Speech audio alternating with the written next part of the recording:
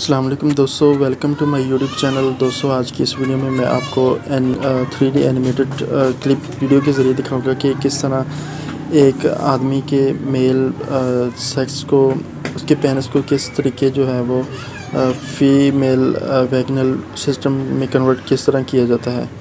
तो चलिए चलते हैं वीडियो की तरफ। और इससे पहले अगर आप चैनल पर नए हैं तो चैनल को लाजमी सब्सक्राइब कर लें और वीडियो को भी लाइक करें।